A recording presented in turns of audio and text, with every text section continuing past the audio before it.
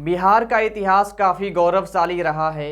यही वो बिहार की धरती है जहां गौतम बुद्ध को ज्ञान की प्राप्ति होती है। भगवान महावीर इसी बिहार की धरती से पूरी दुनिया के लिए शांति का संदेश देते हैं। चंद्रगुप्त मौर्य, सम्राट अशोक, शेरशाह सूरी, सिखों के 10वें और अंतिम गुरु गुरु गोविंद सिंह का जन्म इसी बिहार में हुआ था। देश रत्न डॉक्टर राजेंद्र प्रसाद, जो कि हमारे देश के पहले राष्ट्रपति भी बने, उनका भी जन्म इसी बिहार में हुआ था। और 80 वर्ष की उम्र में अंग्रेजों के छक्के छुड़ाने वाले बाबू वीर कुंवर सिंह का जन्म भी इसी बिहार में हुआ था। इसके साथ साथ महात्मा गांधी ने चंपारण सत्याग्रह का बिगुल इसी बिहार की धरती से फूंका था। और संपूर्ण क्रांति के नेतृत्वकर्ता लोकनायक जयप्रकाश नारायण ने यहीं से संपूर्ण क्रांति का नारा दिया था। लोक गीतकार भिखारी ठाकुर का जन्म भी इसी बिहार में हुआ था। तो ये बिहार जो है बहुत ही महान विभूतियों की जन्मभूमि और कर्म भूमि रही है। लेकिन यह बिहार जो है वो आज कई समस्याओं से घिरा हुआ है। बिहार कई समस्याओं का शिकार है। यहाँ गरीबी है, बेरोजगारी है, अशांति का माहौल है, भ्रष्टाचार है और ऐसे ही कई सारी समस्याएं हैं जो कि इस बिहार को विकास के रास्ते पर ना ले जाते हुए पीछे ढकेल रही है। तो वो प्रमुख कारण क्या है जिनकी वजह से बिहार आज देश के पिछड़े राज्यों में से टॉप पर आता है। बिहार पिछड़े राज्यों में से टॉप पर आता है। आप समझ सकते हैं कि बिहार में कितने महान व्यक्तित्व ने जन्म लिया और कितने महान व्यक्तित्व की कर्म भूमि रही है बिहार की धरती, लेकिन फिर भी आज बिहार पिछड़े राज्यों में गिना जाता है। इसके पीछे क्या क्या वजह हो सकते हैं, यानी कि बिहार के आर्थिक पिछड़ेपन के क्या क्या कारण हो सकते हैं, उन सभी कारणों को हम जानेंगे इस वीडियो में। तो चलिए इस वीडियो को शुरू करते हैं। नमस्कार, मैं हूं रणवीर। आप सभी का स्वागत है आपके अपने YouTube चैनल नॉलेज मस्ट है में।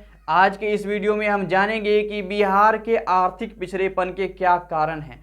तो बिना किसी देर के चलिए इस वीडियो को स्टार्ट करते हैं। तो सबसे पहला कारण है तेजी से बढ़ती हुई जनसंख्या। बिहार के आर्थिक पिछड़ेपन में सबसे बड़ा कारण आप इसे मान सकते हैं जो है तेजी से बढ़ती हुई जनसंख्या। बिहार में जनसंख्या जो है वो बहुत ही तीव्र गति से बढ़ रही है। और आपने यह भी जान लिया होगा, जैसा कि आपको पता होगा कि बिहार में ही सबसे अधिक जनसंख्या घनत्व है। यानी कि बिहार एक ऐसा राज्य है जहां का जनसंख्या घनत्व सबसे अधिक है। तो तेजी से बढ़ती हुई जनसंख्या बिहार के आर्थिक पिछड़ेपन का एक प्रमुख कारण है, क्योंकि जनसंख्या तेजी से बढ़ रही है, यानी पॉपुलेशन बढ़ते जा रहा है, लोगों की संख्या बढ़ते जा रही है। तो उनकी आवश्यकताओं की पूर्ति के लिए संसाधन भी चाहिए। तो बिहार का जितना सारा संसाधन है उनमें से ज़्यादातर संसाधन जो है इन्हीं जनसंख्या के भरण पोषण में समाप्त हो जाता है। तो यही कारण है कि तेजी से बढ़ती हुई जनसंख्या जो है वो बिहार के आर्थिक विकास में एक सबसे बड़ी बाधा है। तो आप जान गए कि तेजी से बढ़ती हुई जनसंख्या किस प्रकार से बिहार के आर्थिक पिछड़ेपन का एक प्रमुख कारण है। दूसरा देखते हैं आधारिक संरचना का अभाव। आधारिक संरचना का मतलब होता है कोई भी ऐसा तत्व जो कि किसी देश या राज्य के विकास के लिए महत्वपूर्ण होता है, मतलब जिसके बिना उस राज्य और उस देश का विकास संभव नहीं है, तो वो होता है आधारभूत संरचना।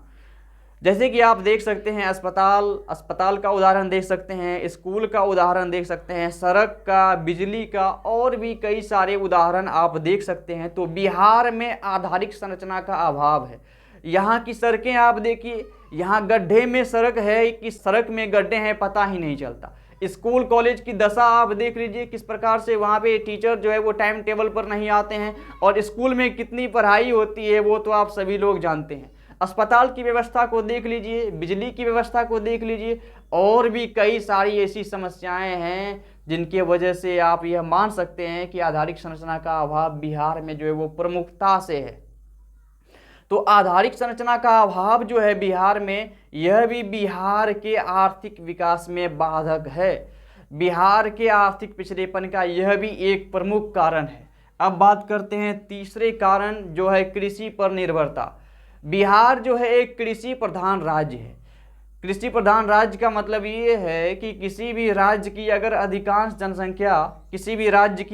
जनसंख्या अगर कृषि पर निर्भर है, कृषि पर डिपेंड है, तो समझ लीजिए कि वह राज्य या फिर अगर कोई देश है तो वह देश कृषि प्रधान राज्य या फिर कृषि प्रधान देश है। तो बिहार की अधिकांश जनसंख्या कृषि पर ही निर्भर है, कृषि कार्य में ही संलग्न है, और बिहार में कृषि भी जो है वो बहुत ही पिछड़ेपन की स्थिति में है। कृषि भी बहुत पिछड़ा हुआ है, जिसके कारण उपज भी कम होती है, और जब उपज कम होगी, क्योंकि आप जानते हैं कि अधिकांश जनसंख्या कृषि कार्य में ही संलग्न है और उपज कम हो रही है, मतलब बेनिफिट भी कम हो रहा है, और बेनिफिट कम हो रहा है तो मतलब अधिकांश जनसंख्या को बेनिफिट कम हो रहा है, तो इसका सीधा सीधा असर पड़ जाता है बिहार के आर्थिक विकास पर।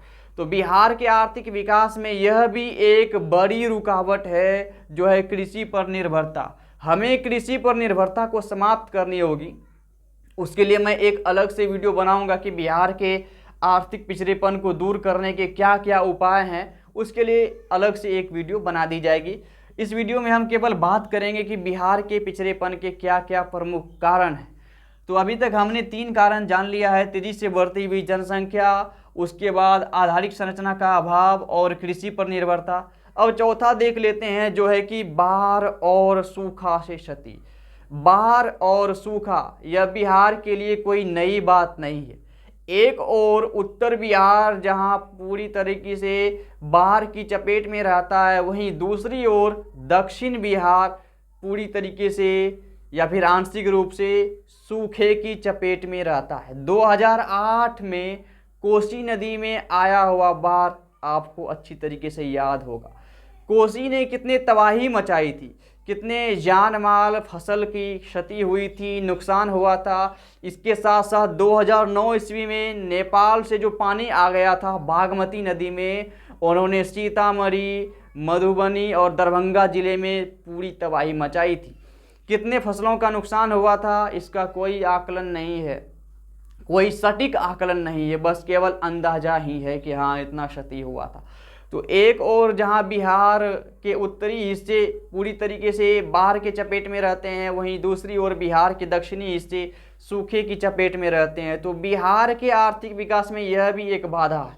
मान लीजिए फसल इस बार अच्छी होने वाली है, लेकिन बाढ़ ने सारा खेल बिगाड़ दिया, और कहीं जो है सूखे की स्थिति में फसल का उत्पादन हो ही नहीं पा रहा है, तो यह भी समझ लीजिए कि बिहार के आर्थिक पिछड़ेपन का एक प्रमुख कारण है। तो आप जान गए कि बाढ़ तथा सूखा से किस प्रकार से क्षति हो रही है बिहार में। अब देख लेते हैं औद्योगिक पिछड़ापन, जो कि बिहार के विकास में एक बड़ी बाधा है, यानी कि बिहार के आर्थिक पिछड़ेपन का यह भी एक कारण है औद्योगिक पिछड़ापन। किसी भी राज्य के विकास के लिए, किसी भी देश के विकास के लिए उस राज्य या फिर देश में उद्योगों का विकास होना जरूरी है। बिहार में जितने भी सारे उद्योग धंधे थे, वो जब झारखंड राज्य बन जाता है 15 नवंबर 2000 ईस्वी में, तो सारे उद्योग धंधे, लगभग सारे उद्योग धंधे कहाँ चले जाते हैं? झारखंड में। और बिहार में जो अभियांत्रिकी है वह नाम मात्र की रह जाती है। बिहार में उद्योग धंधे वो बिल्कुल नगण्य हो गए हैं, नाम मात्र के कहीं कहीं मिलेंगे, वो भी कहीं चीनी मिल है तो कहीं दूसरा मिल है, मतलब रेशम से जो वस्त्र बनते हैं। तो इन सब प्रकार के जो है वो उद्योग धंधे बच गए हैं, जो कि नाम मात्र के हैं, मतलब इनसे कुछ होने वाला नहीं है। तो बिहार में जो उद्योगों का अभाव है, औद्योगिक पिछड़ापन जो है बिहार में, यह भी बिहार के विकास की एक बड़ी बाधा है। बिहार में उद्योग आएगा तो निवेश आएगा, निवेश आएगा तो यहाँ के लोगों को रोजगार मिलेगा, और रोजगार मिलेगा तो लोगों की प्रति व्यक्ति आय जो होगी वो बढ़ेगी, और प्रति व्यक्ति आय जब बढ़ेगी तो समझ लीजिए कि बिहार की भी आय बढ़ेगी, क्योंकि प्रति व्यक्ति आय और किसी भी राज्य या फिर देश की आय में सीधा सीधा संबंध होता है। फिर हम देख लेते हैं गरीबी। गरीबी जो है यह भी बिहार की एक प्रमुख समस्या है। बिहार की अधिकांश जनसंख्या गरीबी में गुजर बसर करती है, गरीबी में जीवन यापन करती है, और इन गरीबी में जीवन यापन करने वाले लोगों के पास आवश्यक आवश्यकताओं की भी पूर्ति नहीं हो पाती है। ये जो गरीब लोग होते हैं इनमें आवश्यक आवश्यकताओं का अभाव होता है, मतलब रोटी कपड़ा मकान, यानी कि भोजन वस्त्र आवास शिक्षा और स्वास्थ्य जो है, इन सभी मामले में ये लोग पिछड़े हुए रहते हैं। क्योंकि बिहार की अधिकांश जनसंख्या गरीबी में गुजर बसर कर रही है, गरीबी में जीवन यापन कर रही है, तो अधिकांश जनसंख्या अगर किसी भी राज्य की गरीब हो तो वो राज्य अमीर कैसे हो सकता है। यह आप सीधा सीधा समझ सकते हैं कि बिहार में अगर अधिकांश जनसंख्या गरीबी में जीवन यापन कर रही है, गरीबी में जी रही है, तो वह बिहार यानी वह राज्य किस प्रकार से अमीर राज्य हो सकता है, किस प्रकार से वो आगे बढ़ सकता है, किस प्रकार से वो आर्थिक पिछड़ेपन को दूर कर सकता है। उस आर्थिक पिछड़ेपन को दूर करने के लिए तो इन्हें गरीबी मिटानी होगी। बहुत सारी सरकारें आई, गरीबी मिटाने का नारा देती है, लेकिन गरीबी आज भी वैसी की वैसी ही है। थोड़ा बहुत आंकड़ा में परिवर्तन आया है, आंकड़े थोड़े बहुत बदले हैं, लेकिन अधिकांश जनसंख्या आज भी गरीबी में ही जीवन यापन कर रही है। और सरकार की कुछ ऐसी योजनाओं के वजह से उनको गरीबी में जीवन यापन करना पड़ रहा है मजबूरीवश। फिर हम देख लेते हैं खराब विधि व्यवस्था। बिहार की विधि व्यवस्था का क्या कहना, इसके बारे में तो जितना वर्णन किया जाए वह कम है। बिहार में कानून का राज बहुत सालों तक नहीं रहा, अस्त व्यस्त रहा, मतलब कानून जो है, कानून का राज वो कमज़ोर स्थिति में रहा। यहाँ के जो उद्योगपति होते थे, जो व्यापारी होते थे, उनमें भय का माहौल था। उन सभी व्यापारियों के मन में, उन सभी उद्योगपतियों के मन में भय जो है वो घर कर गया था, जिसके कारण वो उद्योग धंधे नहीं लगा पा रहे थे। और बहुत सालों तक बिहार में जो है विधि व्यवस्था कमज़ोर स्थिति में रही, बहुत ही कमज़ोर स्थिति में रही। जिससे कि आप जो है बहुत अलग अलग राजनीतिज्ञ जो हैं वो अलग अलग संज्ञा इसको देते हैं, अलग अलग नाम देते हैं। मैं उस नाम को नहीं लेना चाहूँगा, लेकिन आप समझ सकते हैं कि वो किन नाम के बारे में बात करते हैं।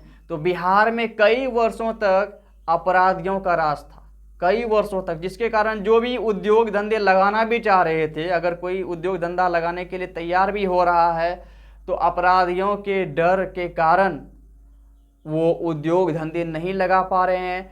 और जब उद्योग धंधे नहीं लगेंगे तो समझ लीजिए किसी भी राज्य या फिर देश का कैसे विकास होगा।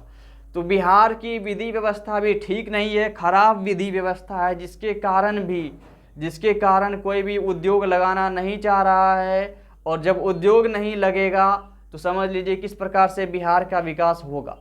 फिर अब देख लेते हैं कुशल प्रशासन का अभाव। बिहार में कुशल प्रशासन का भी अभाव है, मतलब यहाँ की प्रशासनिक व्यवस्था भी ठीक नहीं है। आए दिन भ्रष्टाचार के नए नए मामले उजागर होते हैं, बड़े बड़े अधिकारी सब भ्रष्टाचार में लिप्त पाए जाते हैं। बड़े अधिकारी हो या फिर छोटे अधिकारी, मैं केवल बड़े अधिकारी के बारे में नहीं बताना चाहूँगा, छोटे अधिकारी का भी जिक्र करना चाहूँगा।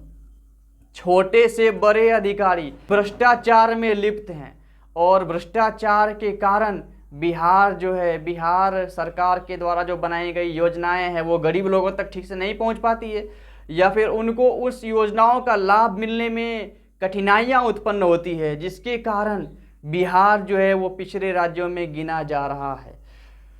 तो बिहार के पिछड़ेपन के जो कारण हैं वो मैंने आपको अच्छी तरीके से बता दिया है, समझा दिया है। उम्मीद है कि आपको यह वीडियो ज़रूर अच्छी लगी होगी। अगर वीडियो अच्छी लगी है तो एक लाइक ज़रूर कर दीजिए, और हमारे चैनल पे आप पहली बार आए हैं तो चैनल को सब्सक्राइब करना नहीं भूलिए। आज के लिए इतना ही। जय हिंद।